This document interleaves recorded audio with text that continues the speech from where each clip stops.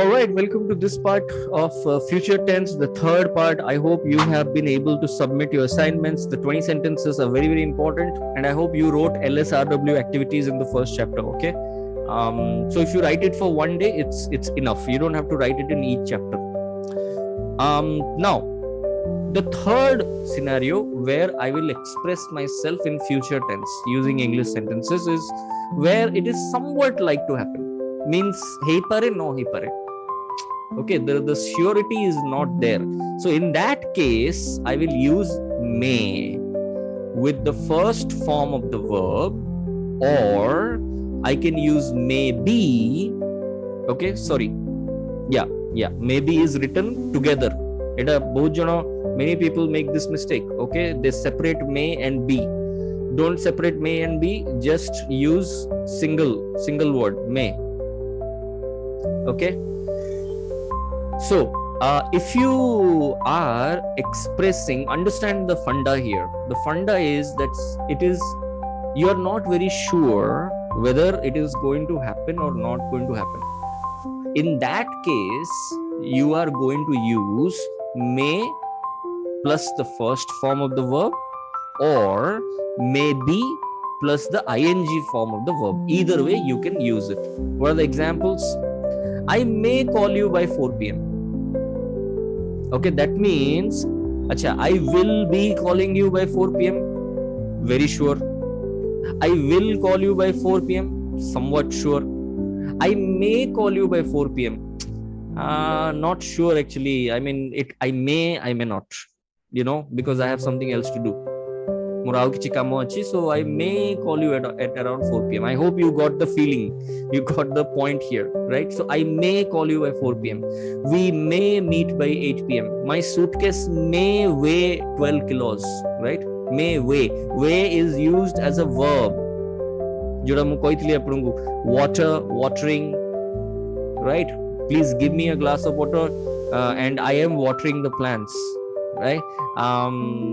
There are words which can be used as nouns as well as verbs. So wait is a noun, weigh is a verb. Okay, so my suitcase may weigh 12 kilos. I'm not very sure. I've not weighed it anywhere else, but I think by lifting it, it may weigh 12 kilos. The motorcycle may cost you more than 2 lakhs.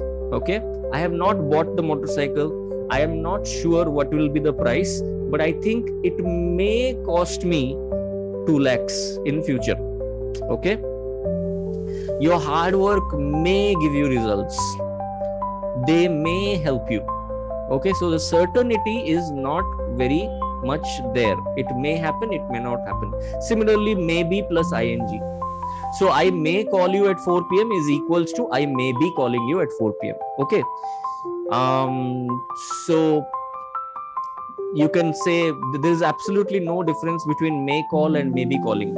Okay, it's almost the same thing. The certainty is not there. It is very less likely to happen. So you can say this is another way of saying I may be calling you.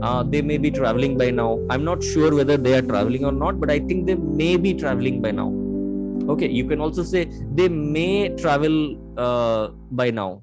Okay, it may be raining soon. He may be appearing for IS. She may be going back to her native. The engine may be heating up soon. Okay, so these are expressing something which may happen, may not happen. I'm not very sure. Surety is the least over here. So there you go. Please write down 20 sentences. I mean, you don't have to write 20 under each. Just write 10 sentences under may and 10 sentences with maybe plus ing.